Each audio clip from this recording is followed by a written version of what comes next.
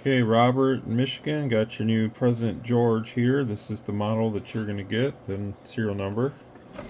So you can see that right there upside down. It's all set to come to you. So basic stuff that I do to this is just align it a little bit better for AM modulation and sideband. And other than that, they work really good just the way they are. So we'll just briefly look at what the radio's doing.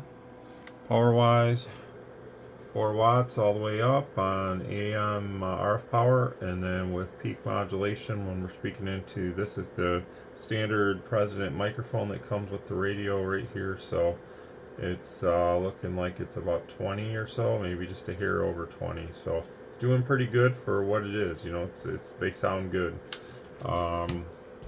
I'm not going to show the low power. I did set that to 1. You can look at this. It's plugged into a dipole for amateur radio. I just have this in the CB band so we can kind of just take a listen. So here we go.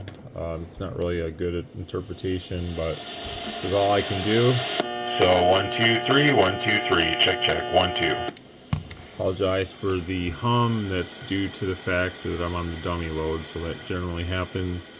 The hum is not a factor of the radio over the air. So we'll go to sideband. Probably most would use lower sideband on CB. So we'll go to sideband. We'll go to sideband here. We'll take a quick peek at how it sounds. So 1 2 3 1 2 3. So turn that up just a little bit more. 1 2 3 1 2 3, check 1 2 1 2 3, check check check 1 2. So sounds pretty good. 1 2 1 2, check check. As good as it can, better than most. And now we'll look at the power. So with the RF power up all the way, I did set the radio to show SWR on the display. You're not going to see a huge jump on the meter on this radio, so don't be alarmed by that. That's typically what I see with a lot of these kind of radios. But on the power meter over here with the factory mic, it's doing almost 30 watts. So it does really good on sideband, and it does pretty good on AM too. So 1 2 3 1 2 3. So that's pretty much it for it, Robert. Not going to keep this one too long. Your President Digimic will plug right in. That's going to be shipping out to you from Supply Source. And I did send that request in today, so I'll have a tracking number for that later. More than likely that'll be a FedEx tracking number, so this one gets shipped to you directly from me. You'll probably get this one tomorrow since you're in Michigan. I'm not sure, I didn't look up your town. I'm not familiar with your town, but if you're anywhere, I think, and don't quote me on this, but I think if you're anywhere in the lower peninsula of Michigan, you usually get UPS ground the next day. So I'll try to send this off to you with that, so that way you can get it. And yeah, I mean, it's a fun radio to use.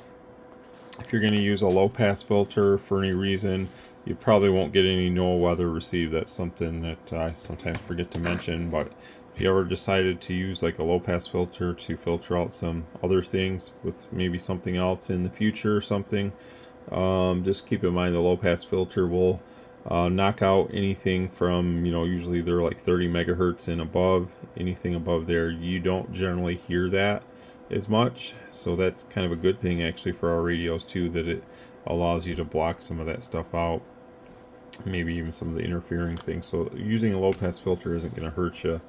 The clarifier on this is pretty much good to go. They usually come like that from the factory, but yeah, I'm not going to transmit on the ICOM, but as far as I can tell, this thing is spot on frequency, so it should be good to go for you. So hope you enjoy it, and we'll get it sent off. 7-3. Thanks.